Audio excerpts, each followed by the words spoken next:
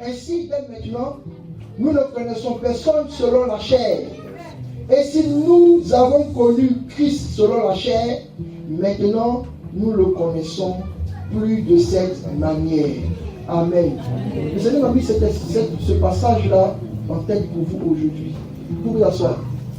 Il dit cependant, nous ne connaissons plus personne selon la chair. Nous ne connaissons plus personne selon la chair. Nous le connaissons selon l'esprit. Bien aimé, quand vous recevez un homme de Dieu et qu'il est venu pour le ministère de la parole, oubliez la connaissance que vous avez de lui, de la chair. Connectez-vous à la connaissance. Peut-être que vous ne connaissez pas en esprit. C'est ça peut-être le problème. Et vous ne savez pas comment on connaît les gens en esprit. C'est peut-être ça le problème. Mais je prie au nom de Jésus que la grâce de Dieu vous soit donnée en ce matin pour connaître exactement les personnes qui s'approchent pour le ministère, non pas selon la chair, mais selon l'esprit. Non pas selon la chair, mais selon l'esprit. Bien-aimé, ce matin, je veux que tu apprennes à reconnaître la puissance, la voix, la volonté de Dieu au travers de ses serviteurs. Non pas dans la chair, même s'il a ri avec toi, même s'il t'envoyait une vidéo de blague, même s'il est simple avec toi. Chaque fois que quelqu'un arrive et qu'il est le porteur de la parole de Dieu, oublie comment est-ce que tu le connais selon la chair et connais-le selon l'esprit. Car l'esprit répond à l'esprit. C'est pourquoi, bien aimé, avec cette instruction et cet encouragement, je vous prie de vous tenir debout, d'acclamer le Seigneur pour la grâce qu'il a déposée, pour l'option qu'il a donnée au travers de notre prédication de ce jour. Nous allons acclamer le Seigneur, prier et recevoir le prophète message Lino.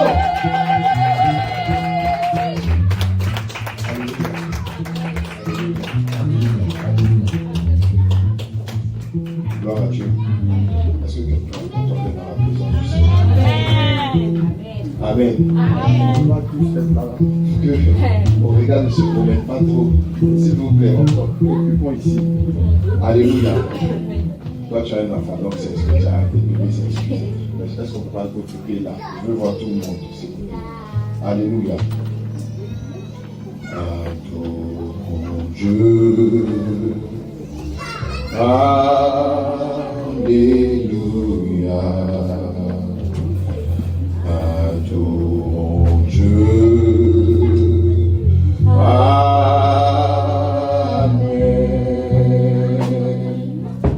Adorons Dieu. Alléluia.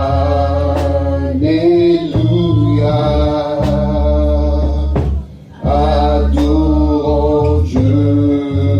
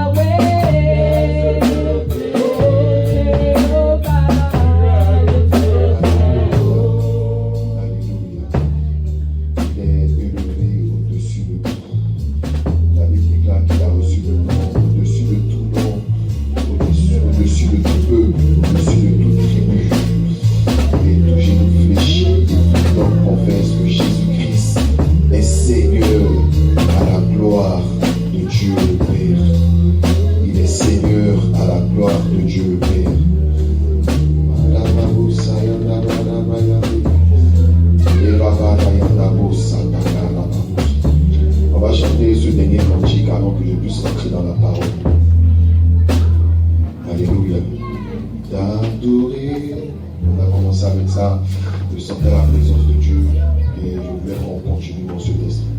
T'adorer,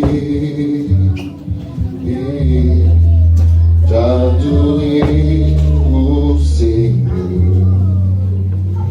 mon désir est de t'aimer, t'adorer,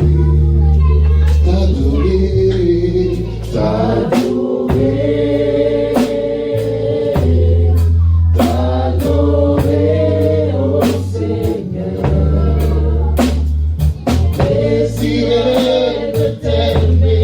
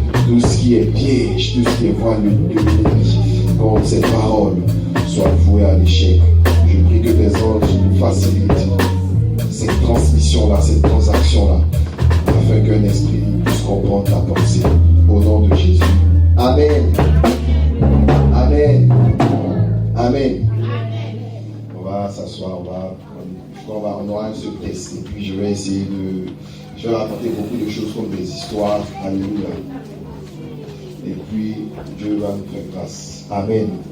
Amen. Alléluia. Donc il y a beaucoup qui sont en vacances. Je crois la semaine prochaine, on va en vacances. Alléluia. Voilà, j'ai suivi plein de choses sur les réseaux parce que maintenant les gens sont actifs sur les réseaux. Ils ont dit même quand tu es chrétien, quand tu es en vacances, il ne faut pas oublier. Parce que Nathan avait dit ça. J'ai suivi une série de jeunes aussi qui prennent les réseaux pour évangéliser. Amen. Donc on est en vacances là. Quand je n'ai pas dit que je n'étais plus chrétien. Amen. Amen. Je veux, avant de rentrer dans la parole, je voulais prêcher sur un autre truc. Dieu a changé la prédication aujourd'hui à 11h. Alléluia. Donc aujourd'hui, le message a changé.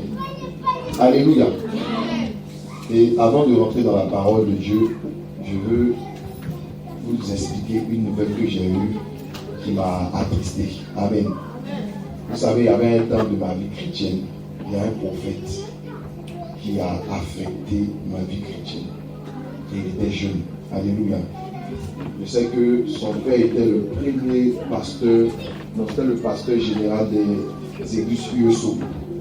C'était nous, on s'est connus quand on était vraiment petits.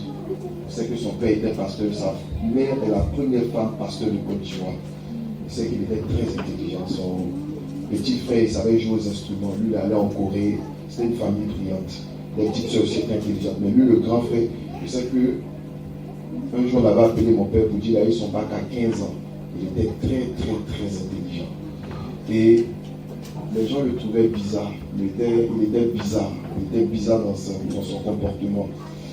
Mais il retenait les choses facilement. Et il a décidé, par l'appel de Dieu, tout le monde savait que celui-là, c'était un prophète. Et puis il a commencé à servir Dieu. Il avait des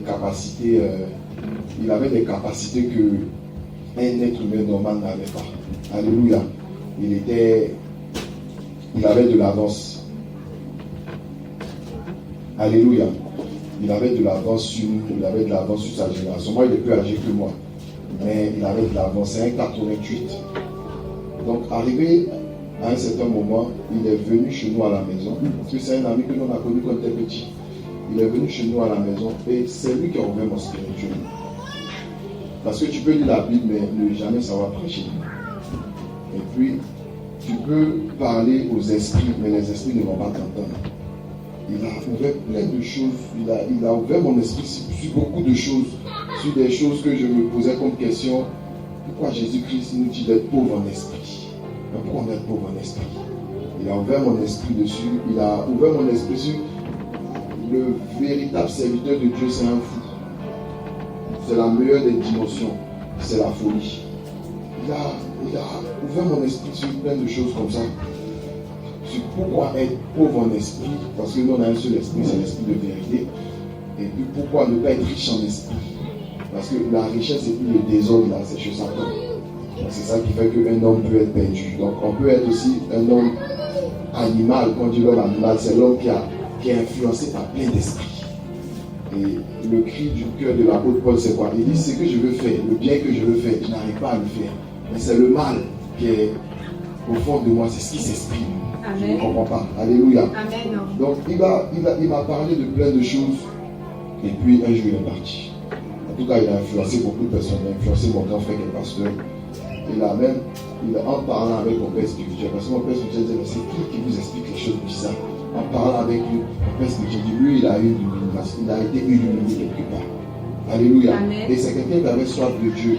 Il avait dit que le matin, on me dit, on va prier, on prie jusqu'à minuit, moi je dors, lui il prie jusqu'à midi. Il me disait, mais. Et puis, il avait cette réponse en rigolant, en me disant que c'est pour ça que je suis venu sur cette terre. Je ne peux pas faire autre chose à part ça. Amen. Donc, c'est un gars qui était diplômé, les Américains sont venus le prendre, on devait l'envoyer aux États-Unis, il a décidé de rester. Il m'a montré des choses bizarres. Maintenant, je sais que tout le monde venait vers lui, tout le monde voulait savoir quelle était sa connaissance. Mais il y a une fine membrane quand servir Dieu. Et puis basculer du côté du diable. C'est tellement simple. Parce que, arrivé à un certain moment, je me disais, est-ce qu'il servait Dieu parce qu'il aimait Dieu, ou il servait Dieu pour avoir beaucoup de connaissances? Et il est allé, c'est son petit frère qui m'a appelé, qui me dit qu'il a atteint le 11e degré de la Rose-Croix. Parce que lui, ce qu'il faisait là, c'était pour lui. Quand il voulait connaître la vie, c'était pour lui. Quand il voulait avoir des mystères, c'était pour lui. Donc il y a prédicateur et puis il y a prédicateur. Il y a des gens qui servent Dieu pour leur propre gloire. Dieu regarde au cœur. C'est pour cela que il y a des gens, il y a longtemps ils sont à l'église. Mais Dieu connaît les aspirations de leur cœur. On ne peut pas blâmer Dieu. Donc il a voulu être spirituel. Avec son intelligence, il a compris que la Bible allait lui donner une sagesse. La Bible allait lui donner la science. Donc comme on ne peut pas tomber Dieu, la soif l'a fait qu'il est allé dans la Rose-Croix. Après, son frère m'a dit qu'il allait en Inde. Et il allait faire d'autres rituels là-bas. Donc, il lui dit quelque chose. Il disait ça à ma femme. Il lui dit, c'est pas quand quelqu'un prêche et puis un miracle qui prouve que Dieu est là. Amen. Amen. Parce que nous, on a fait un peu de conneries, là. On a fait des bêtises. On est allé voir les marabouts, les prêtres vaudous. Ce qu'ils font là, moi, je n'ai jamais vu ça dans l'église. C'est ce qu'ils font là, je n'ai jamais vu dans l'église. Ils font apparaître les choses. Ils peuvent faire tomber le feu.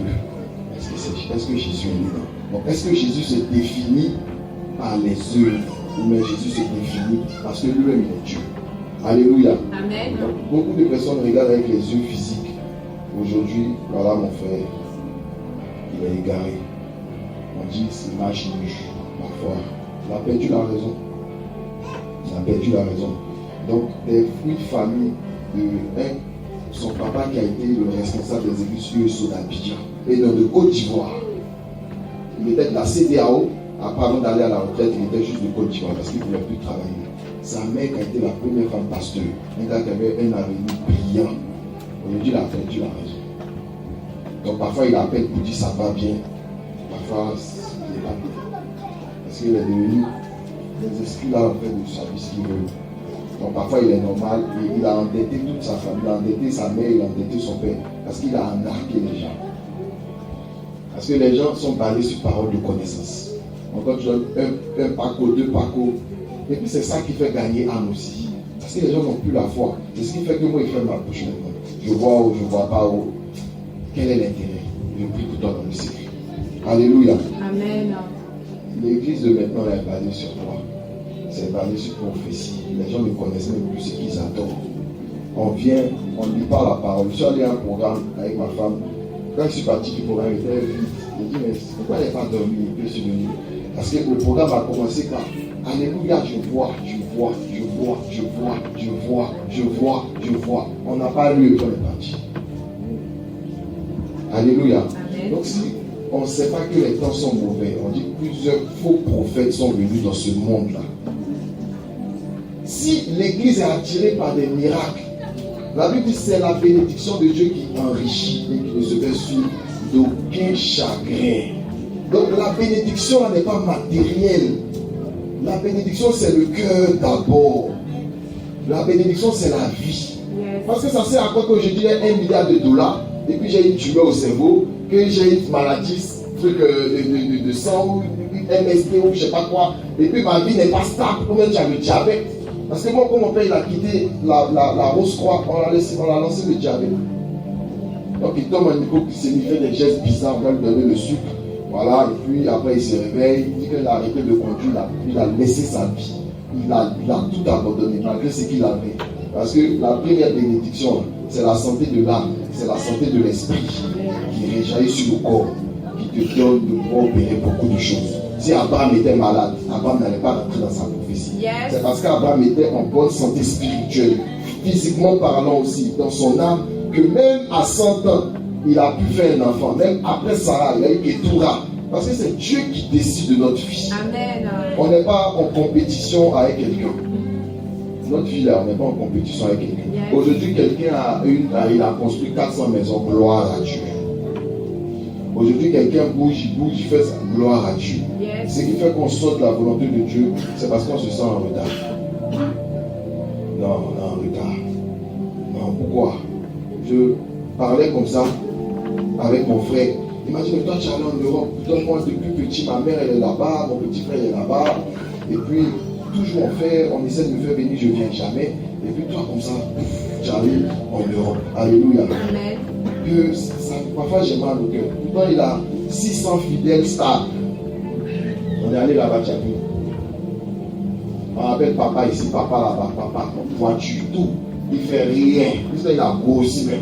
Il lui a dit, tu gênes plus rien. Mais il a pensé que celui qui est en Europe est mieux que lui. Il lui a dit, mon frère, toi tu es à l'aise, tu peux dormir comme tu veux, tu peux gêner comme tu veux. C'est en parlant avec lui, il m'a dit, c'est que là-bas, là, s'il vient, ça fait 2 semaines et il ne reste pas. Alléluia. Amen. Donc, sachons qu'est-ce qu'on veut vraiment de Dieu. Alléluia. Amen. Connaissons réellement notre Dieu. Sinon, on va être comme le magicien qui veut payer pour avoir l'onction. Parce que l'onction crée des fanatiques. Les gens vont venir, ils ne connaissent même pas Jésus. On a le témoignage d'un grand de Dieu qui marchait avec Capou Sévérin. Lui, il a vu Capou Sévérin comme un business. Il s'est dit, Capou Sévérin, là, je vais être dans ton protocole, je vais organiser des choses, je vais couvrir des événements, comme on va avoir l'argent. Donc lui, il a eu une mauvaise aspiration. C'est après que Dieu a pris son cœur. Tout le monde ne vient pas à l'église par bonne aspiration. Il y a d'autres qui ont donné un délai à Dieu pour dire, Seigneur, dans 5 ans, si ça ne se fait pas, je m'en vais. On va dire. Il est Dieu. Amen, amen, amen. Ça ne va pas changer aujourd'hui, ça ne va pas changer demain. Yes. On ne peut pas se fâcher contre Dieu. Come on. Sinon, il va t'abandonner à Lucifer. Lui, il va sera trop content même. Parce que même ceux qui s'aiment Lucifer, la Lucifer ne les aime pas. C'est un éternel frustré. Alléluia. Amen. Donc je veux, dans cet esprit-là, alléluia, c'est qui a changé ma prédication. On va prendre notre Bible dans le livre de Luc chapitre 8, le verset 10 à 14. Et puis on va parler. Aujourd'hui, il ne va pas vibrer. On va parler doucement. Verset 10 à 14. Est-ce qu'on peut se lever pour lire la parole du Seigneur? On va monter même à partir du verset 9. Je lis la parole du Seigneur. Vous allez trouver Luc, chapitre 18, le verset 9 à 14. C'est bon pour tout le monde, on va partir. Est-ce que vous y êtes? Amen. Je lis la parole du Seigneur. Amen. Luc chapitre 18, le verset 9. Il dit encore cette parabole en vue de certaines personnes se persuadant qu'elles étaient justes et ne faisant aucun cas des autres. Deux hommes montèrent au temple pour prier. L'un était pharisien, l'autre publicain. Le pharisien debout priait ainsi en lui-même: Ô Dieu, je te rends grâce de ce que je ne suis pas comme le reste des hommes, qui sont ravisseurs, injustes, adultères, ou même comme ce publicain. Verset 12. Je jeûne 2 fois dans la semaine, je donne la dîme de tous mes revenus. Alléluia. Amen. Au verset 13. Le publicain se tenant à distance n'osait même pas lever les yeux au ciel, mais il se frappait la poitrine en disant: Ô Dieu, sois apaisé envers moi, je suis un pécheur. Verset 14. Je vous le dis, celui-ci descendu dans sa maison justifié plutôt que l'autre, car quiconque se lève sera abaissé, et celui qui s'abaisse sera élevé. Parole du Seigneur. Amen. Amen. On peut s'asseoir dans la présence de Dieu. Donc il y a 2 personnes. Alléluia. Amen. On va faire une étude comparée. On va aller doucement. Il y a 2 personnes. Il y a un pharisien et puis il y a un publicain. Le pharisien, c'est ceux qui connaissaient la parole de Dieu. Les pharisiens, eux, ils s'affichaient avec la parole de Dieu. C'est bon aussi, hein. Moi je ne suis pas contre ça. Celui qui a envie de mettre une croix, mais si la croix est vide, sur son cou, qui a un signe ostentatoire sur lui, parfois c'est bon. Parfois ça repousse aussi l'ennemi. Amen. De manière, on va dire, indirecte.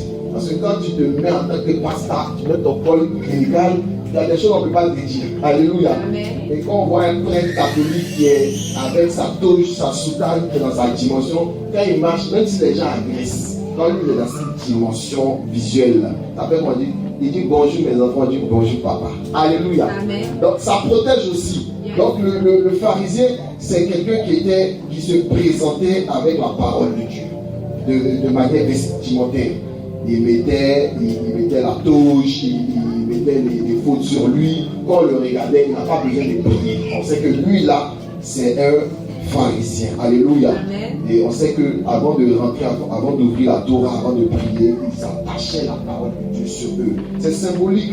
Et eux, ils font ce qui est écrit. Parce qu'on dit, je vais mettre la parole sur ton front. Là, il y a une petite boîte qu'ils mettent sur le front là. Ils attachent la parole de Dieu, ils mettent les fautes et puis ils rentrent dans une dimension. C'est tous ces rituels-là. Ça te permet de te connecter à Dieu. Et puis une bonne personne même qui marche avec le Seigneur, il aura toujours ce rituel-là. Regardez bien les photos maintenant sur le truc, sur la page Réobot là. Vous allez voir que chacun a les mêmes gestes. C'est les différents. Donc chacun a sa manière de se connecter à Dieu. Alléluia. Amen. Donc on refait les mêmes choses. C'est dans ça que Dieu vient te retrouver. C'est de manière involontaire. Ça se fait comme ça. Donc le pharisien, c'est quelqu'un qui marche avec Dieu. Yes. C'est quelqu'un qui obéit à ce que Dieu dit. Et lui là, il a restreint sa vie à l'obéissance à la parole de Dieu. Toute sa vie tourne autour de Dieu. Il est basé dans la Torah. Donc lui, il monte, priant, il dit quelque chose à Dieu. Il dit, Seigneur, voilà, j'ai fait ça, j'ai fait ça, j'ai fait ça, j'ai fait ça, je paye ça. Je ne suis pas comme ces personnes-là. Je n'ai jamais connu l'adultère. Je n'ai jamais fait un truc bizarre. Je n'ai jamais escroqué quelqu'un. Je reste juste dans mes voies. C'est comme ça qu'il s'approche devant Dieu. Il s'approche devant Dieu avec ses actes. Il s'approche devant Dieu en se disant qu'il mérite. Il mérite que Dieu l'exauce. Alléluia. Amen. Et même dans sa prière, vu qu'il prie à haute voix, il est en train même d'attaquer celui qui est à côté de lui. Donc il se sent pur dans son esprit. Et c'est dommage. C'est comme ça que l'église de maintenant est devenue. L'église de maintenant, on n'en aime plus. L'amour est loin. L'amour est derrière nous. Chacun pense à ses intérêts. Chacun veut montrer qu'il a lu le dernier réma. Il a salué Jésus avant de venir à l'église. Il montre que lui, le dernier ange qui est descendu sur la terre, lui le connaît. Il vient le visiter toujours. Donc quand toi tu as entendu quelque chose aujourd'hui, ça fait 16 ans en arrière que lui il avait vécu ça. On n'est plus dans le vrai. On est dans le paraître. Alléluia. Amen. On n'est plus dans ce que Jacques a dit. Il dit confessez vos péchés entre vos frères de manière réciproque. Aujourd'hui, est-ce qu'un chrétien peut appeler son frère en Christ pour confesser ses péchés, que son frère prie pour lui? Mon frère, tu vas voir. Mais elle fait mes péchés. Alléluia. Amen. Donc le chrétien de maintenant, il est comme le pharisien. Et moi je vois l'ancêtre de cette génération. Ça commence par mon gars Jean-Baptiste. Parce que Jean-Baptiste, quand je lis son histoire, j'ai un problème avec lui. Alléluia. J'ai expliqué ici, j'ai dit Jean-Baptiste, il ne s'est pas aligné. Il a annoncé quelqu'un, il ne s'est pas aligné avec la personne. Il est resté là, il s'est désaligné, il n'a pas suivi Jésus parce qu'on dit tu es venu aplatir le chemin de quelqu'un. Donc reste avec lui quand il est là maintenant, vu que toi tu dis que tu croises et que moi je descends, que je diminue, que toi tu croises. Maintenant pourquoi tu ne suis pas une personne comme ça et puis tu restes là? Finalement, il envoie des gens pour dire est-ce que c'est vraiment Jésus qui doit arriver? Ça va plus spirituellement parlant. Alléluia. Amen. Mais regardez le comportement de Jean-Baptiste avant Jésus. Il est venu, il est sorti du désert. Il a prêché la repentance. Il dit répentez-vous et changez de vie. Car le royaume des cieux est proche. Donc il a prêché. Quand tu sors pour prêcher, quel est le résultat que tu veux avoir? Quand on sort pour évangéliser, quel résultat on veut avoir? Le résultat c'est que les gens ils viennent à l'église. Et qu'à l'église ils changent. Mais lui finit de prêcher. Il dit répentez-vous car le royaume des cieux est proche. Donc les gens ont peur. Ils viennent. Lui qui a prêché là, qu'est-ce qu'il dit? Race de vipères. Il vous a appris à fuir la colère à venir. Est-ce que c'est pas comme ça l'église maintenant? Donc on les annonce Jésus. Ils viennent, on les bat, et puis ils ressortent. Alléluia. Amen. Donc ce pharisien-là, il était dans son droit selon lui de demander toutes ces choses à Dieu. Et lui se disait, Dieu est obligé de me répondre. Dieu est obligé de m'exaucer. Parce que sa foi est basée sur ses actes. Dieu t'a dit, on fait comme ça, j'ai fait ça, j'attends ma réponse. Et il y a un deuxième, lui c'est un publicain. Les publicains, quand ils marchaient en Israël, ils étaient un peu couverts de honte. Parce que d'abord, il y a le premier peuple qui a assujetti le peuple d'Israël, c'était la Grèce antique. Donc ils sont venus pour qu'on puisse adorer Zeus. Les Israélites se sont battus. Il y a eu un révolutionnaire israélite qui s'appelle Maccabée qui a lutté jusqu'à ce qu'il puisse regagner la ville. Après ça encore, il y a eu une deuxième chose qui s'est passée. L'Empire romain a commencé à grandir en force et en puissance. Donc ils ont commencé à se déployer vers l'Asie mineure. Donc qu'est-ce qu'ils ont fait? Ils ont attaqué encore Israël. Là, Israël ne pouvait plus rien faire. Alléluia. Amen. Donc ceux qui étaient intelligents, ils ont réussi à suivre le mouvement. Ils se sont adaptés. Ils ont suivi la tendance. Donc les Israélites ou les Israéliens qui se sont rendus disponibles pour Rome. Hérode. Alléluia. Amen. Parce que quand on a placé Hérode comme roi d'Israël, il y a d'autres qui ont compris. Il y a des gens qui ont le sens des affaires. eux, ils savent quand le gouvernement a changé ou avec qui il faut traiter. Ils savent que maintenant, on n'exporte plus aux États-Unis, c'est vers Dubaï là-bas. Mais ils savent où l'argent est, ils savent traquer l'argent. Donc c'est comme ça, ces Israélites-là qui ont vu Rome venir avec Hérode. Il y a d'autres qui sont allés directement pour servir Hérode. C'est ceux-là qu'on appelait les publicains. Donc c'était des gens qu'on appelait des traites. Parce que les autres ont dit, vous avez pris nos terres, mais nous là, on ne va pas travailler avec vous. Mais d'autres, ils ont pensé à l'argent. Ils ont dit, dans cette ère-là, on dirait que ma vie peut changer. Donc même si on dit, je suis un traître, tu m'en vais. Donc les publicains, ils étaient détestés par le peuple d'Israël.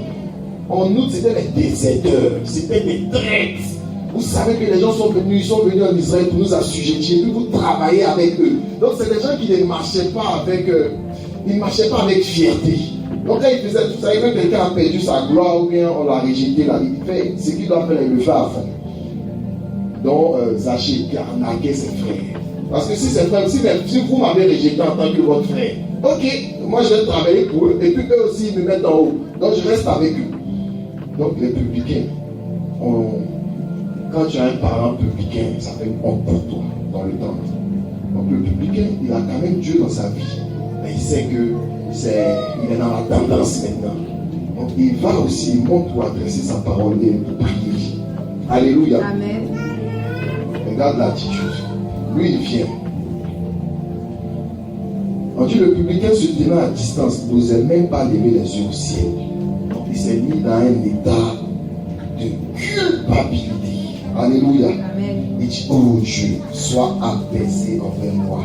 Je suis un pécheur. Le premier n'a pas été exaucé. Le deuxième a été exaucé. Alléluia. Amen.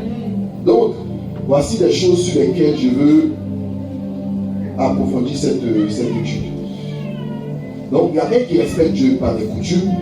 Son cœur n'est pas avec Dieu. Parce que quand tu connais quelqu'un, quand ton cœur est avec une personne, tu arrives à savoir ce que la personne veut. Et il y a l'autre qui était un pécheur. Donc, qu'est-ce qui a fait que le deuxième, qui ne marche pas selon la parole de Dieu, a été exaucé, et puis le premier qui s'efforce à marcher dans les voies de Dieu n'a pas été exaucé? Et souvent, on encourager quelqu'un à pécher. Il dit, je vais pécher, va aller Dieu, tu vas voir si un esprit va te posséder la nuit. Tu vas dormir de rêver en cauchemar. Je n'encourage pas quelqu'un à pécher, loin de là. Amen. Mais je veux dire que quoi? La spiritualité de maintenant dépend plus des actions que nous posons, mais elle dépend du cœur. Amen. Amen. Si quelqu'un a compris que sa relation avec Dieu vient du cœur et de l'esprit, il va pouvoir bien marcher dans ce que Dieu lui dit de faire. Yes. Parce que, chose encore bizarre, c'est qu'il prouve que Dieu regarde au cœur et que Dieu regarde dans l'esprit qui t'anime. 1 Corinthiens chapitre 13. Même si je parle la langue des anges, la science de tous les mystères, jusqu'à transporter des montagnes. Ça veut dire que Bishop qui transporte des montagnes, mais s'il n'a pas l'amour, cela ne sert à rien. Bon, ok, on peut dire que Dieu utilise dans les miracles. S'il n'a pas l'amour, ça ne sert à rien. Ok, les miracles, c'est bizarre parce que si Dieu utilise quelqu'un dans les miracles, mais ça veut dire que Dieu est avec lui. Dieu n'est pas avec lui. Parce que ce que le chrétien a oublié, c'est que nous sommes des instruments des mains de Dieu. Et la gloire revient à celui qui manipule l'instrument et non à l'instrument. C'est la batterie qui est là. Il n'y a pas de gloire. Pour qu'on puisse savoir qu'il y a une gloire dedans, il faudrait qu'un batteur bien vienne. Aujourd'hui, il n'y a pas de pianiste. Le piano, il est là, on ne le remarque même pas. Alléluia. Amen. Amen. Yes. Donc, nous les serviteurs de Dieu, nous sommes des vases, et chacun a sa dimension. Alléluia, devant Dieu. Mais la gloire revient à celui qui utilise le vase. Amen. La gloire ne revient pas au vase. Amen. Donc quelqu'un, Dieu peut l'utiliser puissamment, mais il peut être une éponge. Mais il savait quand on peut nettoyer la table, donc la table est propre. Quand on finit de nettoyer la table, on la jette. C'est pour ça il dit, plus on dira, c'est vrai Seigneur. On a prophétisé en ton nom. C'est vrai. C'est son nom, il a voulu glorifier. Regardez quoi? Ça a été une éponge. Amen. Amen. Donc il dit, quand j'aurai la foi jusqu'à déplacer les montagnes. Donc quelqu'un peut avoir la foi qui déplace les montagnes. Alors que la Bible dit, sans la foi, nul ne peut être agréable à Dieu. Donc il y a contradiction quoi. Mais si je n'ai pas l'amour, je ne sers à rien. Amen. Maintenant, voici le truc qui devient clair. Il dit, même si je donne mon corps en sacrifice pour les autres, ça veut dire que, on dit, on a tué 100 personnes. Moi, je dis, non, ne les tuez pas. Prenez-moi à leur place. Il dit, si je donne ma vie en sacrifice pour un peuple, pour ma famille, ou je ne sais pas pour qui, mais si je n'ai pas l'amour, je ne sers à rien. Amen. On me compare même à une cymbale qui est dans Donc, on peut avoir la foi qui déplace des montagnes. On peut prophétiser. On peut même donner tout ce qu'on possède. Mais on peut poser ces actions-là, pas par amour, mais par orgueil. C'est vrai. Je donne pour qu'on voit que c'est moi. Je prophétise pour qu'on sache que je prophétise. C'est Dieu qui sait tout ce qui se passe dans notre cœur. Donc, la spiritualité en ce temps-là, les pharisiens étaient une spiritualité hypocrite.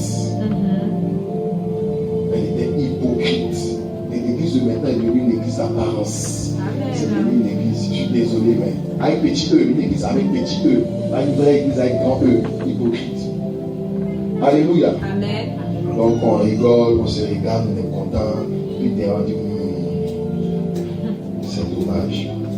C'est dommage. Alléluia. Amen. Alléluia. Amen. Je veux aller dans le livre de Genèse. Quand Dieu a créé le monde, il y a eu quelque chose qui s'est passé. Lucifer s'est élevé au-dessus de Dieu. Il a voulu être le sujet. On dit la créature a voulu faire d'elle le sujet de l'adoration. Donc la créature a voulu être adorée par le Créateur. Je ne sais pas ce qui s'est passé dans cette tête. Alléluia. Amen. Donc Dieu le précipite. Au préalable, Dieu a créé les anges qui puissent servir. Qui puissent le servir dans le ciel. Et quand Lucifer a fait ces trucs, Dieu a créé l'homme.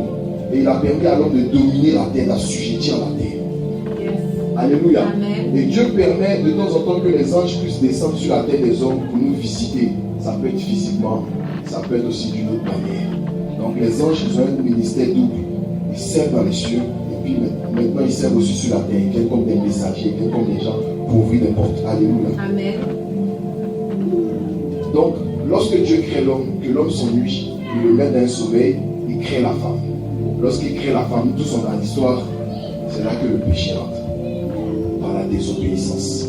Voilà ce que je veux dire.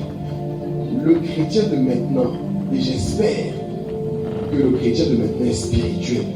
Parce que la spiritualité peut te montrer un péché même que tu ignores.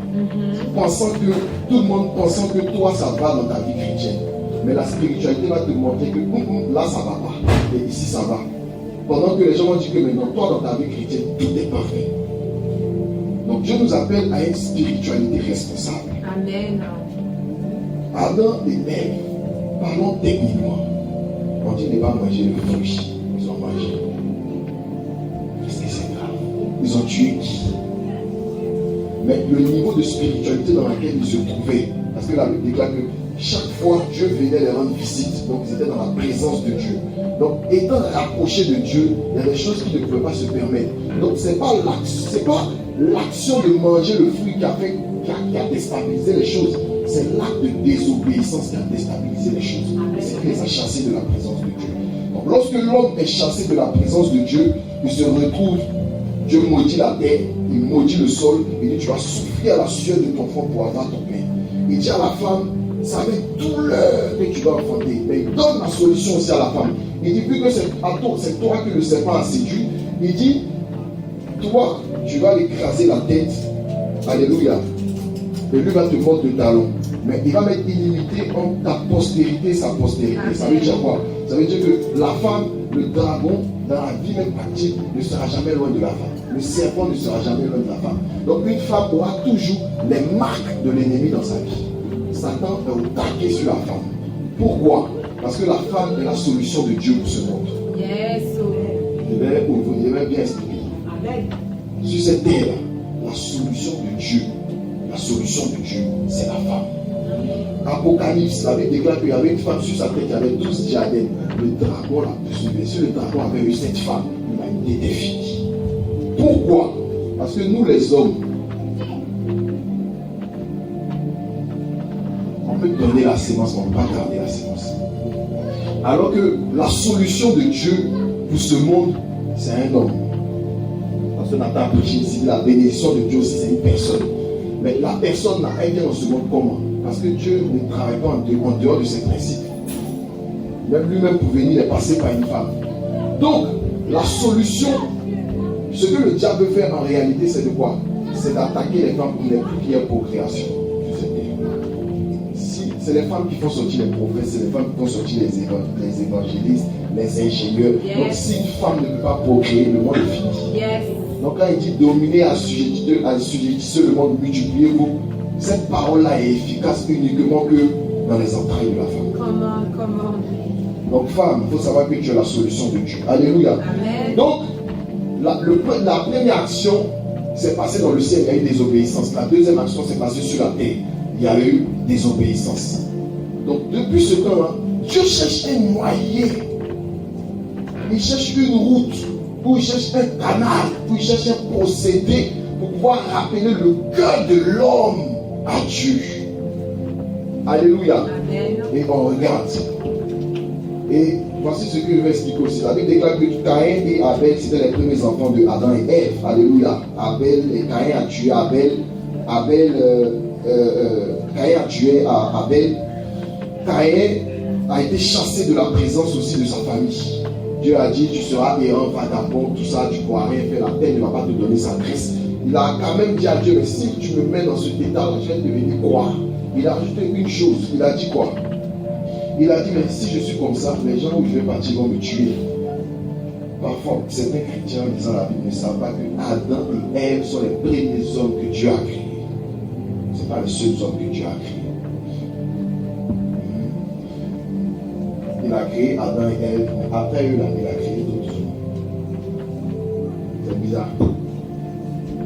Ici, en mode logos, ici, même pas dans Rima, ici sur la parole écrite. Alléluia. Amen. Donc quand Caïn, parce que quand on regarde Caïn, Abel, descendant de Adam et Ève, Abel tué, il reste qui? Caïn. C'est vrai ou pas? Caïn chassé de la présence de ses parents par Dieu. Il dit, où je m'en vais, les gens vont me reconnaître et puis ils vont me tuer à cause du châtiment que tu me donnes. Donc Dieu met un signe sur son front. On dit Caïn sera jugé combien de fois? 70 fois 7 fois. Donc quiconque osera toucher Caïn sera jugé. Aura le châtiment de Dieu. Donc c'est qui? Amen. Alléluia. Amen. Et Caïn se marie là-bas. Il s'est marié avec quelle femme? Parce que moi je vois qu'il y a Adam et Ève. Et c'est lui Caïn. Seth n'est pas encore venu au monde. C'est fort. Amen. Alléluia. Amen. Donc dans la création, il y a eu d'autres hommes qui ne sont pas passés par le processus de l'Éden. Il y a d'autres hommes qui ont été créés directement sur la terre où le péché était. Donc ces hommes-là, ils n'ont même pas connu Dieu réellement. Ce n'est pas des hommes qui sont rentrés premièrement dans la présence de Dieu.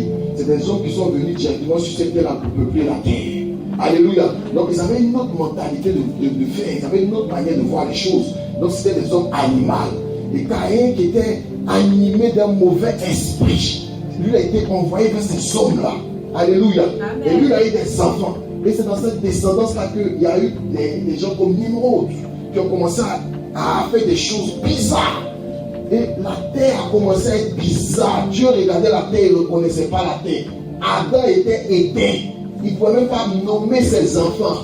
Parce que la déchéance qu'il a eue là, il n'a pas digéré ça. Alléluia. Amen. Donc lorsqu'il faut un autre enfant, l'enfant qui le font, la Bible déclare que c'est dans la génération de l'enfant qui vient de Adam et Ève qu'on commence à invoquer maintenant le nom de l'Éternel. Yes. Donc pendant combien d'années on n'invoquait plus le nom de l'Éternel?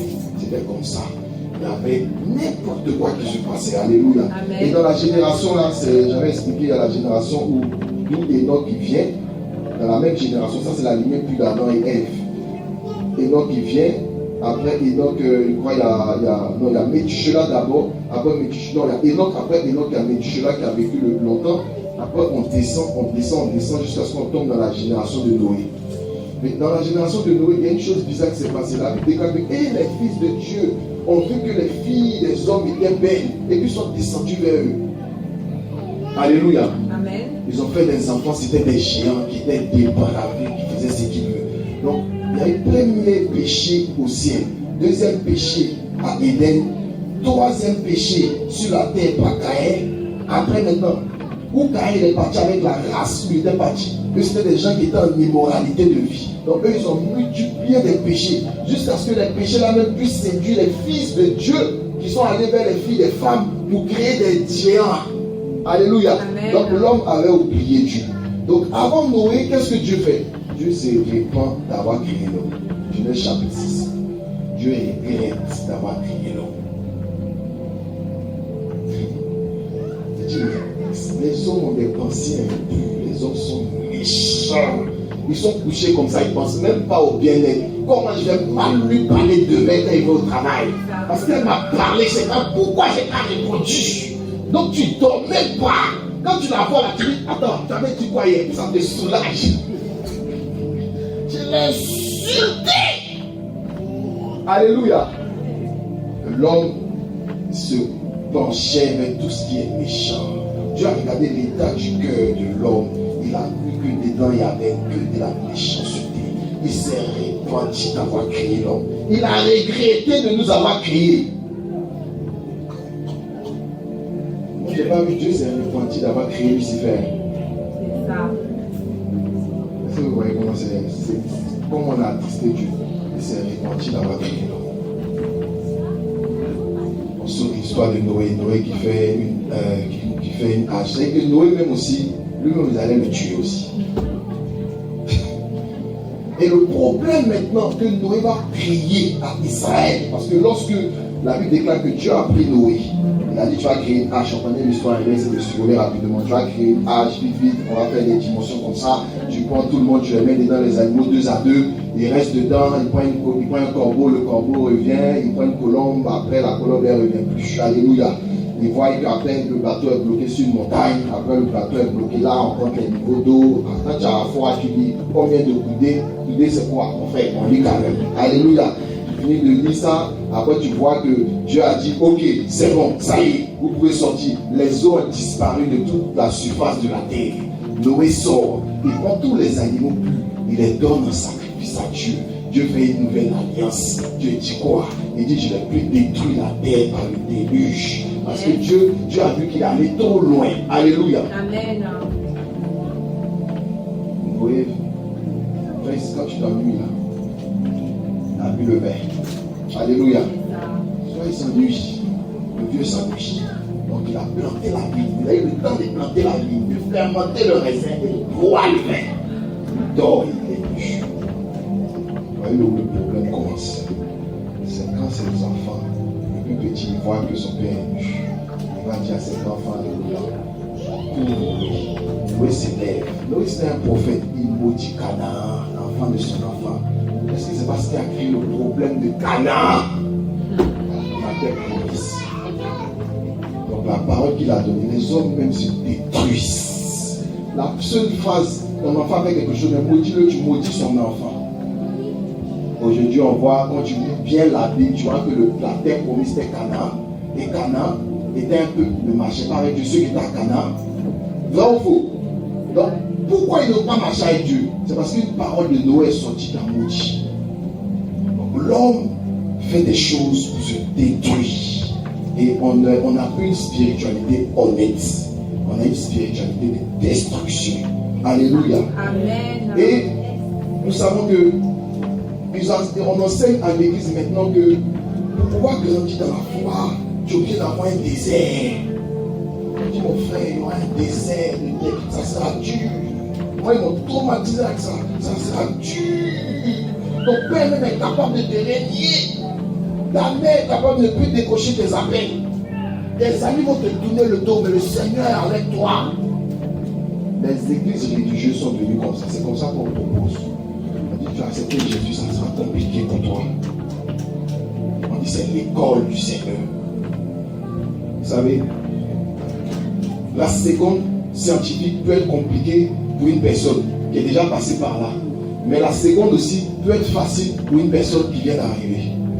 Donc, les expériences d'une certaine personne ne sont pas forcément les expériences d'une autre personne.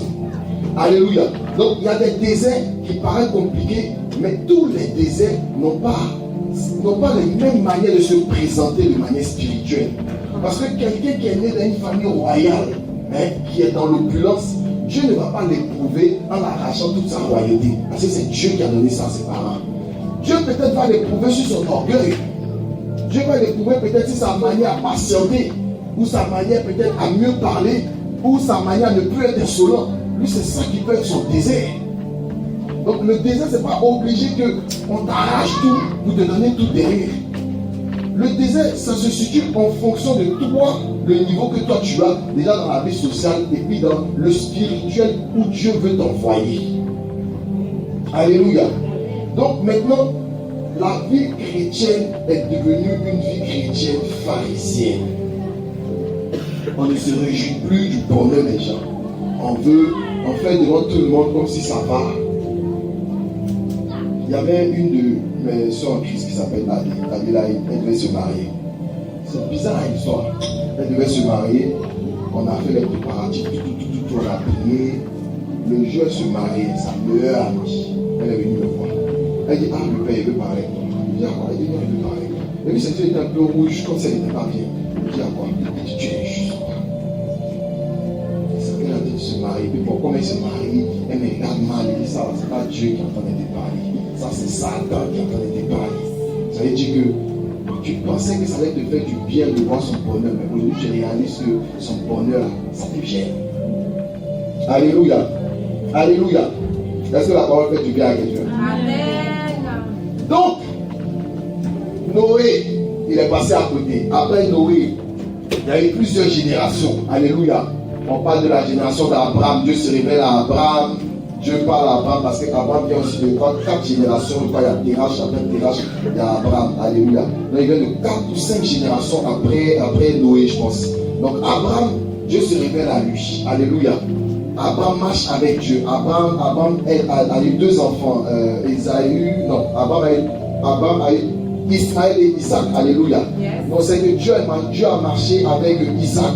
Isaac a eu comme enfant Ésaü et Jacob. On sait que Dieu, la Bible déclare que est-ce que Dieu est injuste? Cela ne dépend pas de celui qui court dans le lit de Robert, ni de celui qui veut, mais c'est de Dieu qui fait miséricorde à qui il veut. Donc, dès la naissance, j'ai aimé Jacob et j'ai haï Ésaü.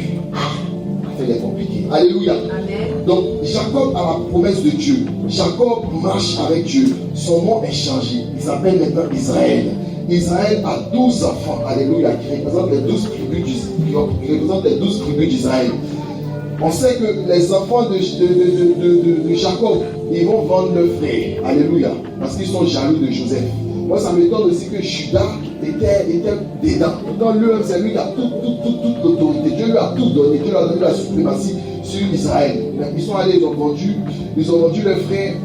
Les frères partis en Égypte. Et par là, les frères ont eu une gloire qui les a préservés de la famine. Dieu passé par Joseph pour enlever le peuple d'Israël, les enfants de Jacob, de la famine, les a préservés. Et là-bas encore, le peuple a abandonné Dieu. Ils sont devenus comme les Égyptiens.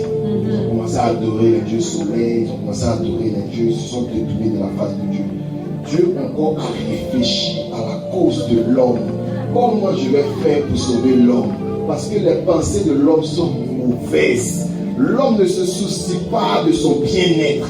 L'homme, c'est comme si l'homme travaille même pour sa mort.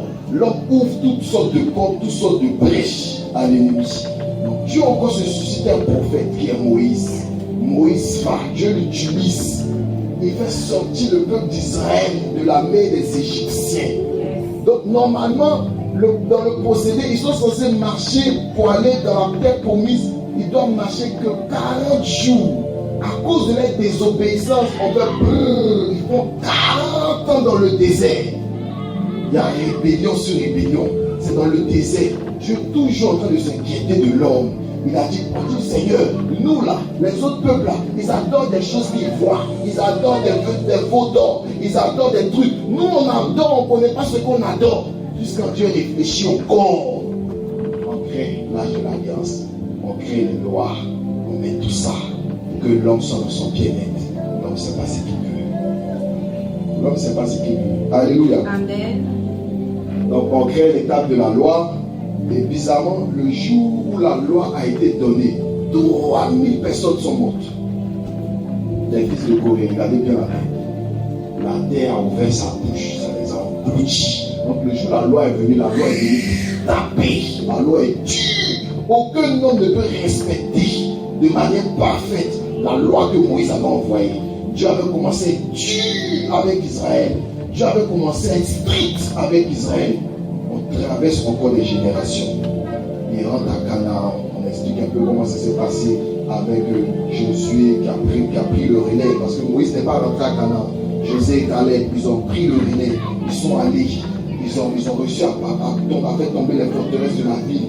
On parle de Rahab dans toutes ces histoires. Jusqu'à ce que Israël maintenant soit dirigé par des juges, des gens qui viennent, ils apportent la parole de Dieu, ils essaient de dire les choses, ils essaient d'ordonner les choses, parce que Dieu lui voulait être lui le Dieu d'Israël et le roi d'Israël. Il ne voulait pas être comme d'autres peuples. Alléluia. Amen. Donc, quand Dieu voit que l'homme encore se détourne de lui, Dieu est silencieux, Dieu parle plus. On dit que c'était la parole de Dieu se faisait rare en ce temps-là. Donc on laisse la prophétesse Déborah et que tu vas jusqu'au sacrificateur Élie. Dieu ne parlait plus. Parce que premièrement, il a agi, boum. Maintenant il regarde. Il ne sait pas quoi faire avec l'homme. Alléluia. Amen. Alléluia. Amen. Et par Samuel, on connaît l'histoire de Anne, par Samuel, Dieu revient parler au peuple. Dieu revient donner sa pensée au peuple. Il commence à parler à Samuel. Samuel devient prophète. Samuel s'en finit. Le peuple encore d'Israël dit, eux là, eux veulent un roi. Nous on veut un roi. C'est vrai qu'on voulait voir pour adorer à l'arche de l'alliance, tout ça. Mais tous les autres peuples, ils ont un roi. Nous aussi on veut un roi. Donc, les aspirations des hommes ont détruit l'homme. Parce qu'on ne peut pas détruire Dieu. Amen. Et moi j'ai compris que marcher selon la pensée de Dieu ne fait pas du bien à Dieu, mais ça à nous ça fait du bien. Yes. Parce que Dieu il reste Dieu. Si aujourd'hui on dit de se préserver jusqu'au mariage, si on nous dit ça, c'est pour notre bien. C'est pas pour Dieu. Alléluia. Parce qu'une femme qui ne s'est pas préservée jusqu'au mariage, qui a vécu sa vie comme ça, qui a fait elle peut se retrouver avec plein d'enfants comme ça, et puis sa vie reste comme ça. Un homme aussi qui a marché comme il veut, qui ne s'est pas préservé jusqu'au mariage, il peut se retrouver plein de maladies comme ça. Donc c'est pour nous, c'est pas pour Dieu. Yes. Les lois que Dieu a établies sur cette terre-là, quand on dit tout excès nuit, je n'ai pas obligé de faire tout en excès. C'est pourquoi c'est pour nous-mêmes notre propre santé. Quand tu fais les choses avec excès, tu te tues et puis tu meurs. On a connu des prédicateurs qui étaient en train de prêcher comme ça, AVC, parce qu'ils n'ont pas fait du sport. Donc toutes les lois que Dieu nous donne, c'est pour nous-mêmes. Et moi je regarde bien ma vie, à chaque fois que j'ai désobéi à la parole de Dieu, et puis ça cher. Dieu il est resté toujours sur son trône. Amen. Alléluia. Amen. Donc maintenant, il envoie des prophètes comme Samuel, il envoie des prophètes comme David, il envoie des prophètes comme Nathan, il envoie des prophètes comme Osée, il envoie des prophètes comme Michée, il envoie des prophètes comme Esaïe, il envoie des hommes qui avaient un esprit supérieur comme Daniel, il envoie des gens pour annoncer, il envoie des prophètes comme Jérémie pour interpeller l'homme, pour lui dire l'homme, qu'est-ce qu'on peut faire pour toi? Marche dans tes voies. Si tu te détournes ni à gauche ni à droite, moi l'Éternel, voici les bénédictions que j'ai prévues pour toi. Dieu passe partout pour sauver l'homme, pour rappeler l'esprit de l'homme à lui. Yes. Mais tous ces prophètes-là n'ont pas pu. Alléluia. Amen. Tous ces prophètes-là, je ne vais pas dire qu'ils ont échoué, mais ils n'ont pas pu faire ça. Ils n'ont pas pu mener la mission. Donc Dieu maintenant, par amour de l'homme, il décide que la spiritualité ne va plus se faire avec les actes, avec le paraître. Mais Dieu décide maintenant de changer le type de spiritualité. Il veut que maintenant nous l'aimons avec notre cœur. Yes. C'est pour ça que la Bible déclare que la Vierge deviendra enceinte. A prophétisé Esaïe, excusez-moi. Il dit la Vierge deviendra enceinte et elle enfantera, elle nous donnera un fils. Et son nom sera Emmanuel. Ce qui veut dire Dieu est avec nous. Donc la présence de Dieu ne sera plus symbolisée par l'arche de l'alliance, La présence de Dieu ne sera plus symbolisée par les ustensiles, par le chandelier, par toutes ces choses qu'on peut voir. Mais la présence de Dieu sera symbolisée maintenant par la personne de Jésus-Christ en nous. Et lorsque l'ange se révèle à Marie, il dit à Marie, le Tout-Puissant te couvrira de son ombre et tu enfanteras un fils. Et lorsque Jésus-Christ vient dans ce monde, il commence à confondre ces pharisiens-là. Il commence à confondre ceux qui marchaient avec Dieu. Non pas avec le cœur, mais avec le regard des autres. Il commence à confondre la doctrine de l'homme. Parce que l'homme a mis sa propre pensée dans la doctrine de Dieu. Afin de se dire, moi je suis parfait et les autres sont imparfaits. Donc Jésus-Christ qui n'a pas connu de corruption, qui n'a pas connu de péché, il vient maintenant avec la nouvelle doctrine. Il dit maintenant, les vrais adorateurs vont adorer le Père en esprit et en vérité. Donc Dieu vient maintenant la doctrine de la vérité, la doctrine d'adorer Dieu en esprit. Et comme lui s'appelle Emmanuel, Emmanuel symbolise la présence de Dieu. Alors tu n'as plus vraiment besoin d'un lieu quelconque pour pouvoir adorer Dieu, mais tu as besoin juste que ton esprit monte à la dimension de Dieu.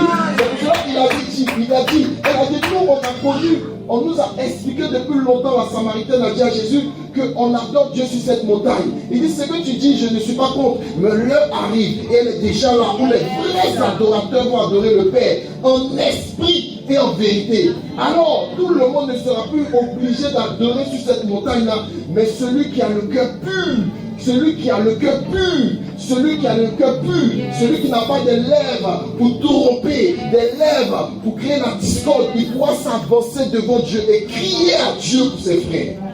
Alléluia. Alléluia. Et lorsque Jésus-Christ va à la croix, lorsqu'il meurt, lorsqu'il nous rachète de la mort, lorsqu'il nous rachète du péché, il nous dit quoi? Il dit, je vous enverrai mon esprit. Parce que la première fois où il y a eu sacrifice d'enfant, la Bible déclare que Dieu a dit à Abraham, il dit, donne ton fils, celui que tu aimes, Isaac. Et lorsque Dieu a pris, lorsque Abraham a pris Isaac pour aller lui donner un sacrifice, Isaac a dit à son père, il dit, où est le sacrifice? Où est le sacrifice? Je vois le bois, je vois le feu, je vois l'autel, mais je ne vois pas l'holocauste. Il a dit, Abraham a dit à Isaac, il dit, l'Éternel lui-même pouvoira. Donc sous la loi, lorsque tout était établi, on ne savait pas comment le miracle allait se faire. Mais sous la grâce, la Bible déclare que lorsque Jésus-Christ est venu, Jean-Baptiste a dit, voici l'agneau de Dieu, celui qui ôte le péché du monde.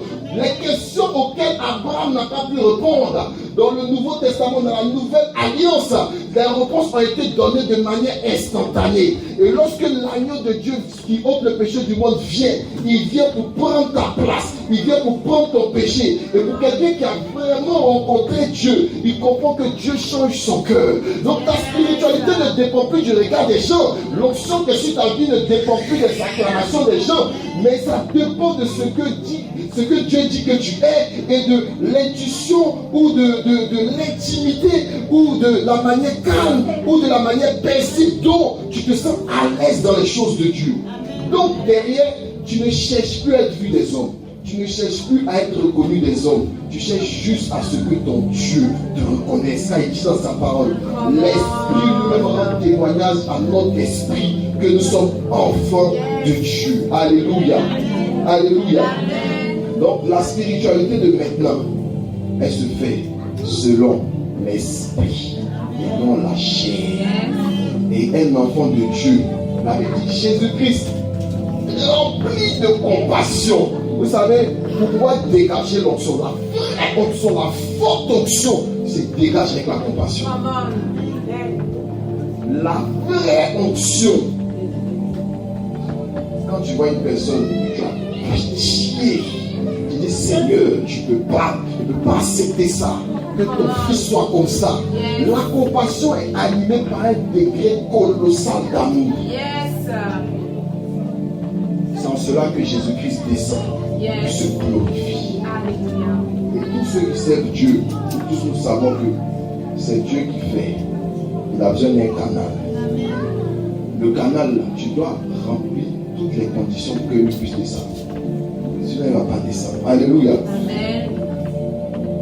L'erreur que le pharisien a fait, c'est quoi? Il s'est présenté avec lui-même. Il ne s'est pas présenté étant en bas, il s'est présenté avec ego, avec orgueil. Alléluia. S'il me reste 10 minutes, dis-moi. À 10 minutes, tu me dis. Alléluia. Il s'est présenté avec orgueil. Je veux expliquer comment les choses se font. Celui qui devait avoir la bénédiction de manière physique, avec l'intelligence de son père, c'était Ésaü. Il a dit à Ésaü, fais-moi des choses comme j'aime, quand je vais manger, mon âme va te bénir. Donc celui qui est habilité, qui était habilité, selon Jacob, à recevoir la bénédiction, c'était Ésaü. Amen. On lit bien. La mère, elle entend l'histoire. Elle dit à Jacob, parce que la mère aussi, elle a appris quelque chose, que le plus petit, le plus grand sera assujetti au plus petit. Donc elle sait que dans sa conscience, c'est Jacob qui doit recevoir la bénédiction. Donc il y a un coup d'état spirituel qui se fait. Elle dit, pense ça, je vais faire manger. Prends un vêtement en poil d'agneau, comme ton frère est venu, quand tu vas te rapprocher de ton père, il ne va pas te reconnaître. Donc, celui qui est normalement habilité à recevoir la bénédiction, c'est le grand frère. Celui qui n'est pas habilité à recevoir la bénédiction, c'est le petit frère. Mais lorsque le petit frère il rentre dans la présence de leur père, il prend le vêtement du grand frère pour se rapprocher du père. Alléluia. Amen. Donc, lorsqu'il parle, le père dit quoi? C'est la voix de Jacob, mais c'est la peau d'Ésaü. Alléluia. Amen. C'est ce principe-là que le pharisien n'a pas connu. Parce que le principe, c'est quoi? Le pharisien, il s'est approché de Dieu avec sa voix et avec sa peau. Alors que nous savons que Jésus-Christ est le premier-né de tous les frères, alléluia, et de tous les hommes, il est le premier-né de toute la création. Donc comme nous, notre héritage, on le situe en Jésus-Christ en tant que co-héritier de Jésus-Christ. Donc Jésus-Christ, c'est le grand frère qui a toute la bénédiction, qui a reçu toute la gloire de Dieu le Père. Alléluia. Donc nous, quand on s'approche devant Dieu, on n'est pas normalement habilité à recevoir la bénédiction. Donc, pour pouvoir rentrer en contact, pour pouvoir posséder la bénédiction de Dieu, on est obligé d'avoir notre propre voix, mais avoir le vêtement de Jésus pour rentrer dans la présence de notre Père, pour qu'il puisse nous répondre. Donc, dans les deux calculs, le premier, il est venu avec son corps, il est venu avec sa chair, il est venu avec sa voix. Le deuxième, il est venu avec sa voix, mais le vêtement de Jésus-Christ a parlé pour lui. Il dit, je suis l'agneau de Dieu qui ôte le péché du monde. Donc lorsque je rentre dans la présence de mon Dieu, lorsque je vais lui parler, quels que soient mes actes, je mets la peau de l'agneau sur moi. Lorsque Dieu qui est le Père dit, c'est la voix de Méchac, mais c'est le corps de Jésus. Alléluia. Alléluia. Il faut que nous soyons des chrétiens qui manifestent l'amour. Pas un amour physique. Un amour pour qu'on dise, mon frère, ton problème ça a été résolu. Non. Tu as besoin de combien? Tout le monde nous regarde. Et puis il est diminué. Il dit, oui, j'ai les 30 euros. Tiens, tu as les 30 euros. Non, tiens, 50. Tu n'es pas béni. Dieu n'aime pas les choses où on rabaisse les gens, où on diminue les gens, où on dit moi. Ça, c'est le levain. Avant qu'on ait accepté le Seigneur, moi, ça allait très vite. Parce qu'on nous a arnaqué. Les hommes de Dieu qui sont passés chez nous à la maison. On nous a dit, ouais, tu as combien? Donne. Ils ont pris nos habits, ils ont tout pris, ils dormaient chez nous, ils ont fait n'importe quoi. Dieu nous a appelés pour nous maltraiter ou bien. Et moi, j'ai commencé à lire la Bible. En ce temps-là, quand il avait lu la Bible, ça faisait, il a lu 3 fois la Bible. Et j'ai commencé à jeûner, prier, jeûner. Je ne suis pas allé à l'école l'année où je suis parti. J'ai commencé à prier, monter, ça veut dire du lundi au mercredi, jeûne sec. Et puis du jeudi soir, non, du jeudi au samedi, monter, descendre. Donc moi, jeûne, monter, descendre, c'est de minuit à 18h. Moi, minuit, 18h, c'est de ma routine. Maintenant, quand il sortait l'option, j'ai dit que le lundi, parce qu'il y avait eu un enseignement dans le passé que le lundi, c'est Lucifer lui-même qui travaille dessus. Pour ceux qui ont entendu les enseignements de pasteur Jonas, c'était un ex-franc-maçon. Voilà. Donc, lui, il a dit c'est Lucifer qui travaille le lundi même. Parce que dimanche, il y a une adoration qui monte. C'est tôt. Donc, il faudrait que le lundi pollue le lundi. Et les lundis sont lourds. Dans mon cas, il y a eu cet enseignement. Et puis, c'est pas faux, hein. Je ne sais pas si c'est vérifié ce qu'il dit. Mais quelqu'un qui commence un lundi en prière, il gagne sa semaine. Mais si ton lundi, tu l'as loupé, parce que le lundi, c'est la journée des pulsions. Donc, crois même de pas le lundi comme ça. Alléluia. Donc, moi, je venais en prière dans les débuts. On allait en croisade d'évangélisation. On dit chasser esprit. Je ne savais pas dans quel dit un esprit de quoi. Un esprit sort. La femme m'a fait waouh, waouh, waouh, waouh. Je dis, il ne comprend pas. Mais les autres, ils prient, les gens ne tombent pas. Moi, quand je viens encore, et puis bizarrement, je tombe sur le passage Jésus ému de compassion. C'est là qu'il est connu, c'est le jour-là, on était dans un village, dans une grande église méthodiste. Jésus ému de compassion. Et c'est rentré en moi. Donc maintenant, tous les bishops à la jeunesse qui étaient au-dessus de nous là, c'est moi on m'envoie. On dit non, on a pris pour elle. Et moi aussi, Seigneur Jésus. Donc il découvre et puis il ne comprend pas. Alléluia. Amen. Les gens commencent à me pomper. La voix me dit n'écoute pas. Donc il commence à lutter. Il ne sait pas, mais il sait que moi une option maintenant. 2 ans plus tard, là même c'était. Dès qu'il prend le micro, alléluia, on élève les mains. Les gens s'attendent à l'onction. Moi, il vient pour l'onction. Il n'y a pas de prédication ici.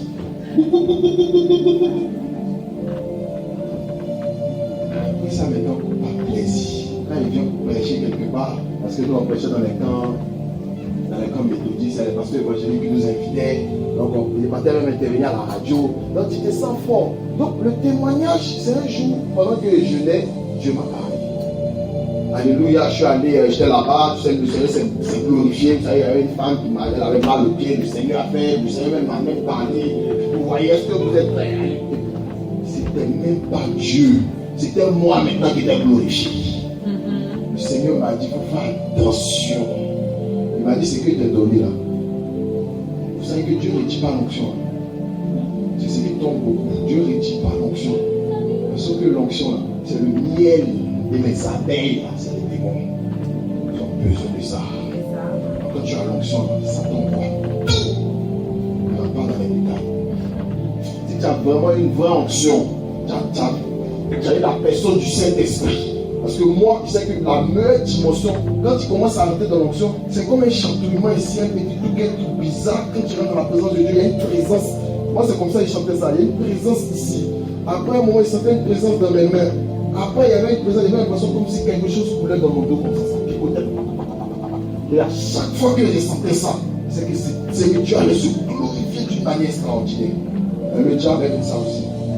L'onction a dit Satan lui-même. Satan lui-même peut venir te parler. Lui va envoyer des choses. Alléluia. Donc maintenant, la spiritualité, ce n'est pas une spiritualité où la subtilité du diable va entrer dedans. C'est une spiritualité où ton esprit même est élevé devant Dieu. Donc tu ne fais plus les choses pour toi-même. Où tu ne fais plus les choses parce que Dieu m'a dit que si je fais ça, il va ouvrir cette porte. Ta spiritualité n'est pas conditionnée aux promesses de Dieu. Ta spiritualité est conditionnée parce que ton cœur a choisi Jésus. Il dit, recherchez le royaume des cieux et sa justice et tout inclusif nous sera donné par-dessus. Donc, Dieu connaît notre cœur. Moi, je pense que le seul blocage à notre destinée, c'est nous-mêmes. C'est ce qu'on dit devant Dieu là qui nous retarde. Parce que nos actes là, Dieu-même s'en fout de ça. C'est notre cœur que Dieu regarde. Donc, celui qui pose de bonnes actions avec un cœur méchant n'est pas agréable à Dieu. Celui qui pose de bonnes actions qui a un bon cœur est agréable à Dieu. Et un bon cœur va toujours te pousser à poser de bonnes actions. Il va toujours te pousser à aller t'excuser. Vous savez, s'excuser là ne veut pas dire que tu es en bas. Saluer quelqu'un, se coucher pour saluer quelqu'un aussi ne veut pas dire que tu es en bas. Respecter l'option de quelqu'un ne veut pas dire que tu es en bas. Reconnaître une autorité de quelqu'un ne veut pas dire que tu es en bas. Parce que la Bible dit que le plus grand de tous, c'est le serviteur. Alléluia. Donc dans ces 2 dimensions-là, ce qui a fait défaut au premier, ce qui a annulé toutes ses actions, c'est parce qu'il n'aimait pas Dieu avec son cœur. Il aimait Dieu parce qu'il savait que quand tu marches avec Dieu, tu es en sécurité. Quand tu marches avec Dieu, il est obligé de te donner ça. Sa foi était basée sur du donnant. L'autre, il avait la crainte de Dieu. Donc il savait qu'il n'était pas digne, mais il n'a aucune autre porte, il n'a aucun autre chemin, ce n'est que le chemin de Jésus. Lui, il est venu à Dieu, il s'est humilié devant Dieu, et Dieu l'a exaucé. Voilà la différence entre les chrétiens qui n'adorent pas Dieu avec leur cœur et puis les chrétiens qui ont eu cette sensibilité-là d'aimer Dieu réellement. C'est que parfois on voit très souvent dans les églises des gens qui étaient dépravés, des gens qui ont fait des choses bizarres. Quand ils viennent à l'église, Dieu va avec eux en même temps. Et non seulement ils ont une onction terrible, parfois même ils ont une église. Parce que les gens ne savent pas aussi que c'est pas parce que tu es resté longtemps à l'église en train de lire la Bible que tu as la connaissance que celui que ça fait 2 semaines ou celui que ça fait 6 mois. Amen. Parce que la spiritualité, ça c'est des gens qui ont écrit, c'est une histoire, c'est un témoignage pour fortifier notre âme à marcher avec Dieu, à marcher avec Dieu. Mais la voix qui a parlé aux gens qui ont écrit ça, là, la voix existe toujours. Comment? C'est en cela que la Samaritaine, en un seul jour, elle a gagné combien d'âmes? Parce qu'elle a compris quelque chose. Ce n'est pas le nombre d'années à l'église qui fait que tu es ce que tu es. C'est la compréhension de ce que Dieu t'a dit. C'est-à-dire que si tu as réussi à avoir une clé, avec cette seule clé-là, tu peux bouleverser le monde. Amen. Parce qu'on n'arrive pas à attraper la clé glisse. Sinon, si ton esprit est ouvert, il y a plein de choses. Un seul jour, elle a croisé Jésus. Conversation. Est-ce qu'elle a fait affermissement? Est-ce qu'elle a fait coup d'évangélisation? Est-ce qu'on lui a donné la parole? Elle a appris quelque chose. Il a dit, si moi tu me bois, tu n'auras plus soif. Elle a compris ça d'une autre manière. Elle allait rentrer dans la vie. Elle a gagné toute la vie. Alléluia. Amen. Donc notre spiritualité maintenant, c'est notre intimité avec Dieu. L'église n'est plus intime avec Dieu. Vous savez, pourquoi Dieu ne nous exauce pas? Je n'ai pas envie de prier. Je dois prier avant de sortir. Donc je vais prier. Je prie dans 5 minutes. Dans 5 minutes, je vais prier. Moi, je ne touche pas mon téléphone tant que je vais prier. Donc, tu vois que même le téléphone te démange plus que la prière. Donc tu es là, tu regardes le téléphone. Oh Seigneur, merci parce que merci pour cette journée. Je vais prendre là. Merci Seigneur, merci. En même temps, le téléphone. Donc, tu dis quoi? J'ai prié. Parce que tu as prié avec ton cœur.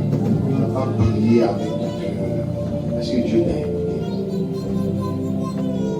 Notre spiritualité est basée comme ça. Je sais que dans le mois, je suis obligé de jeûner. Je vais jeûner demain.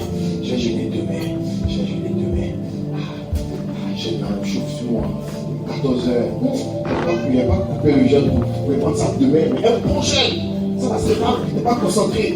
Non, je ne coupe pas. Les gars disent que moi je ne coupe pas. Et puis tu fais le jeûne. Est-ce que Dieu t'a écouté? Parce que notre spiritualité est devenue pour la vue. Si je ne lis pas la Bible là, imagine on me pose la question. On me dit, toi, ça fait combien de temps que tu as lu? Attends, ça fait 1 mois, hein. Je n'ai pas lu. Donc je lis en même temps aujourd'hui. Là, en même temps, Jésus leur adresse une parabole. Notre spiritualité est devenue une spiritualité.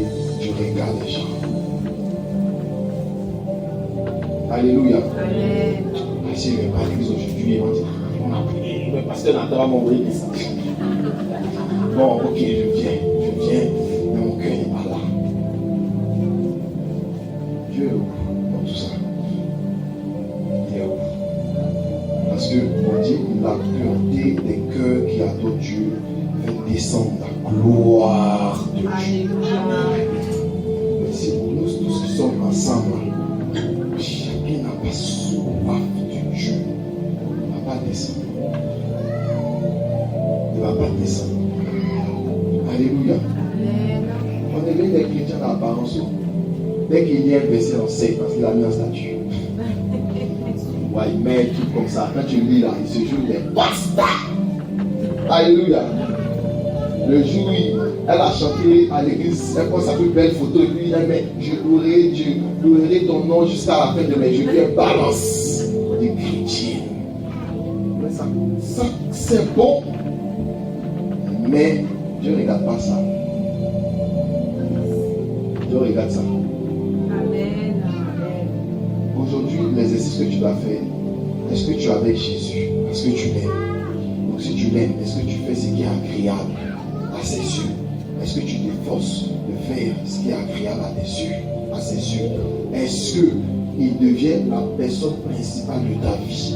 Est-ce que tu es prêt à tout perdre pour gagner Jésus? Ou est-ce que si Jésus veut s'insérer ou il veut s'insérer dans ce que tu as, tu es prêt à laisser Jésus pour sécuriser ce que tu as? Parce qu'un vrai chrétien, une vraie personne qui a eu l'intimité avec Dieu est prêt à tout perdre pour rester avec Jésus.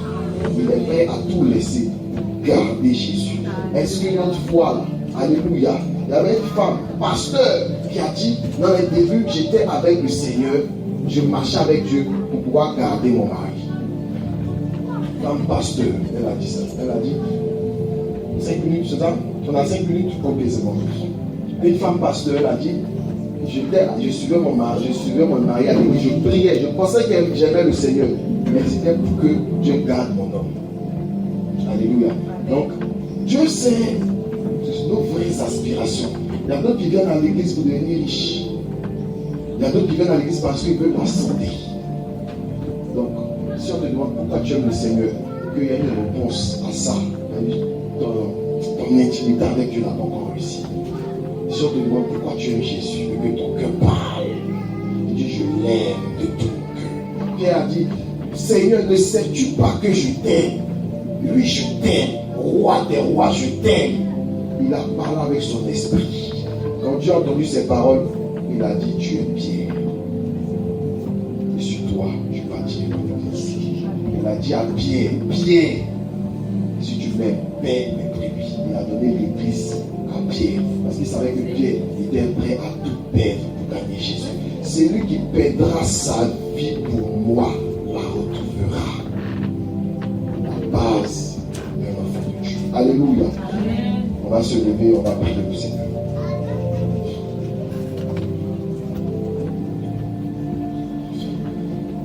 Saint-Esprit de Dieu, je te prie. Je te prie. Nous sommes oppressés par ce monde. Nous marchons sur nos propres aspirations. Nous avons des projets. Nous voulons entreprendre des choses. Nous voulons marquer notre génération. Nous voulons marquer notre histoire. Et ces activités ou ces objectifs nous éloignent de toi. Plusieurs ont oublié ton nom. Plusieurs viennent à l'église par routine ou par requête ou par attente. Mais nous voulons, Seigneur, une église sans tache ni ride. Nous voulons un cœur vrai. Pas un cœur qui marche avec toi en fonction de ce que tu as dit ou en fonction de ce que tu as promis. Ou un cœur qui marche avec toi et qui attend quelque chose. Ou un cœur qui dit, je ne peux plus quitter cela parce que mon identité est ça. Un cœur qui déchiresse, qui dit, tout le monde me connaît en tant que chrétien. Donc mon âme a envie de faire ça. Mais je ne peux pas le faire. On veut un esprit vrai. Un esprit vrai. Un esprit vrai. Je prie, Père éternel, que notre spiritualité ne soit pas basée sur l'apparence, mais que notre spiritualité vienne du cœur.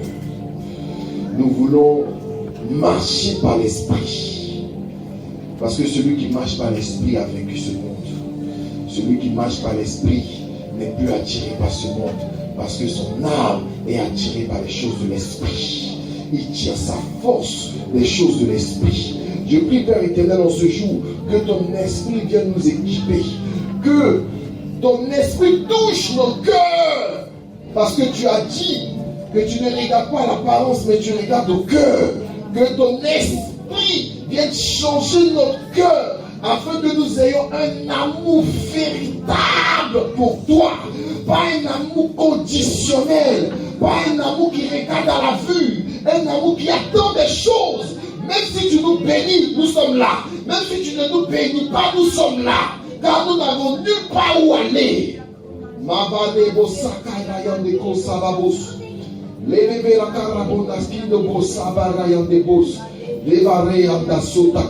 Nous ne voulons pas être des hommes présents avec notre chair, mais absents avec notre esprit. Nous ne voulons pas être une église d'apparence. Nous voulons être une église vraie. Qui lorsque, au jour de la tempête va sonner, nous voulons être une église qui va être enlevée. Et non pas une église qui sera en train de louer Dieu, qui ne sera même pas au courant qu'il y a un enlèvement derrière. Seigneur, nous venons en ce jour devant toi. Seigneur, ne nous rejette pas. Si tu as permis que nous puissions te connaître, c'est pour que nous puissions gagner le monde. Mais c'est pour que aussi nous soyons gagnés. La vraie spiritualité ne dépend pas du monde qui marche autour de nous, ou du monde qui croit à notre témoignage, ou du monde qui nous justifie en disant vous êtes enfants de Dieu. Mais la vraie spiritualité, c'est pour les violents. Ça sert à quoi de gagner le monde et de perdre son âme? Ça sert à quoi d'indiquer le royaume des cieux, d'indiquer le paradis à d'autres chrétiens que nous-mêmes nous soyons condamnés? Seigneur, touche nos cœurs. Tu as dit, nul ne vient dans ta présence sans que ton esprit l'attire. Et c'est toi qui as garanti à David en disant, Salomon ton fils, même si je te doute de moi, je vais le ramener de ma verge, de ma verge. Donc je prie, Père éternel, au nom puissant de Jésus, Seigneur, que tous ceux que tu vois par ton esprit, qui sont influencés par d'autres esprits qui ne glorifient pas ton nom, Seigneur, de la même manière que tu as garanti à David de garder Salomon, Seigneur, daigne garder dans tes voies au nom de Jésus. Nous ne voulons pas être ces hommes-là qui ont réussi sur cette terre, mais qui n'ont pas connu le salut, qui ne sont pas sauvés. Nous voulons être sauvés, nous voulons marquer cette terre, mais nous voulons aussi avoir une place auprès de toi, une place auprès de toi. Est-ce que quelqu'un peut toucher son cœur et dire quelque chose à Dieu? Tu connais ton problème, tu sais ce qui te manque. Est-ce que tu te forces à prier? Est-ce que c'est naturel pour toi de prier? Est-ce que c'est par amour que tu lis la parole de Dieu? Ou tu lis la parole de Dieu parce que tu dois la lire? Est-ce que tu parles de Dieu à ceux qui sont autour de toi de manière naturelle? Ou tu as un blocage de dire, j'ai pas envie qu'ils sachent que je suis trop chrétien ou je suis chrétien? Est-ce que les choses se font de manière naturelle ou est-ce que les choses se font par apparence? Saint-Esprit, nous prions de ne pas être comme ce pharisien. Autant être comme un publicain, mais qui a le cœur vers toi, que tu sauves, que d'être quelqu'un que le monde reconnaît par son titre, mais que toi tu ne reconnais pas.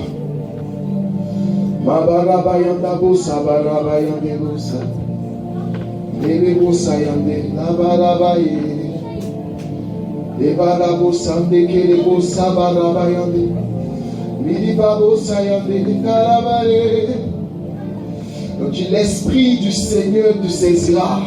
Il a dit à Saül, tu prophétiseras et tu seras changé en un autre homme. Il dit l'esprit du Seigneur te saisira. Tu prophétiseras et tu seras changé en une autre personne. Je prie, Père éternel, que tu nous donnes un cœur nouveau.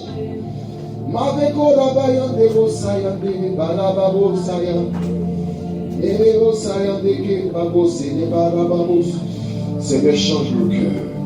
Donne une soif de toi. Que nos intérêts ne soient pas placés sur nos acquisitions dans ce monde, mais que nos intérêts soient placés vers toi. Que nos intérêts soient placés en toi. Lorsqu'une église grandit, lorsque les gens donnent leur vie à Dieu, lorsque les âmes soient gagnées, que ce soit dans cette communauté, dans une autre communauté, que notre cœur soit dans la joie. Que notre cœur soit dans la joie. Seigneur, donne-nous de pouvoir parler de toi, d'aider attirer ces âmes-là, afin que notre communauté soit une communauté vraie, une communauté grande en nombre, une communauté grande aussi en esprit, une communauté grande aussi au cœur. Merci Père éternel. Au nom de Jésus. Amen. Amen. Amen. Amen. Est-ce que cette parole a fait du bien à quelqu'un? Amen. Amen. Vous pouvez vous asseoir dans la présence de Dieu.